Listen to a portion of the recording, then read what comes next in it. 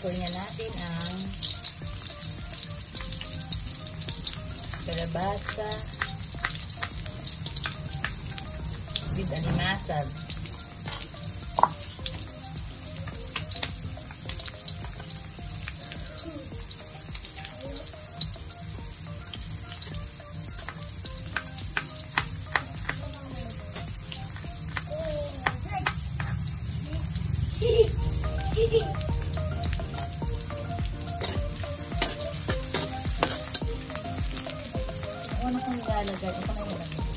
Pinuwan akong nalagay itong kalabasa kasi ito ay matigas para naman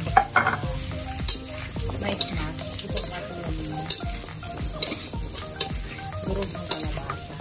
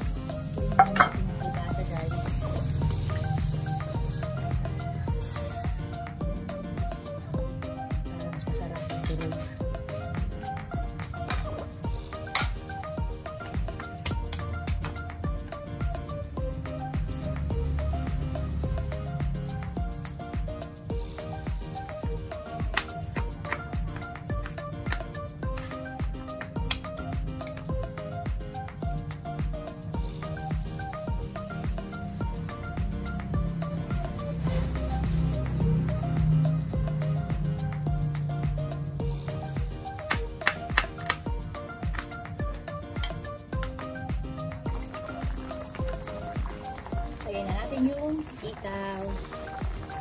Kasi na-smash na natin yung kalabasa.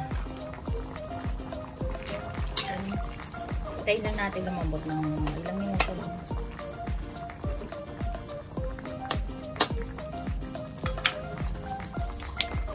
Ayan guys. Lagyan na natin ang hiwagang pampalasa. Shrimp juice. Pero para lumasa. Diba?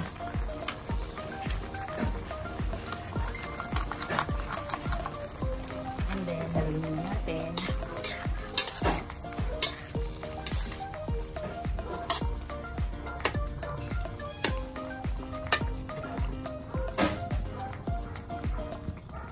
Lagyan na natin yung gata.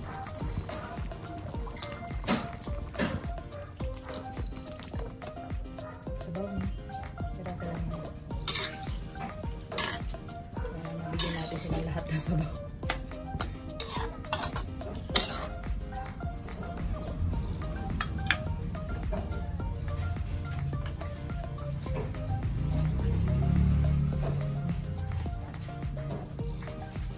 Ito na natin kumulo yan guys. Lagyan natin ang pagtubig.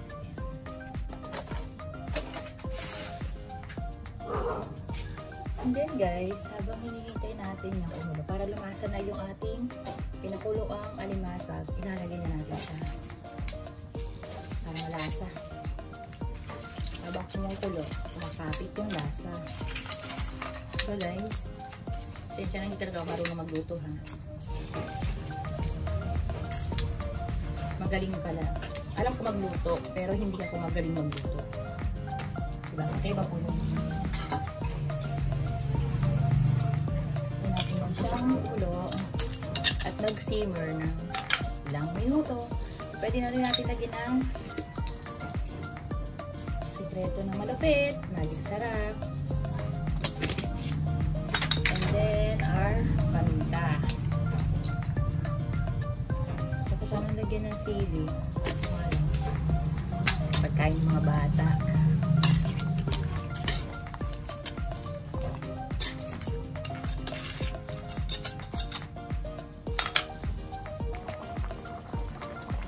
Tikman natin kung okay na yung lasa, okay na yung alat niya, tsaka ininamnam niya.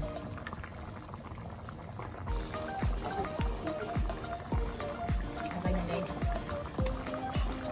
Tataba yung mga alimasag guys. Kaya magsisisi. Tingnan lang natin yung sili para kumapit yung lasa. O diba? Sarap pagka nadurog yung kalabasa. Yan. Yan guys. Nag-simmer na siya. Pwede na to kasi yung mga batang kakasya. Kailangan masabaw. Please na tayo guys. Please like and subscribe. Thank you for watching.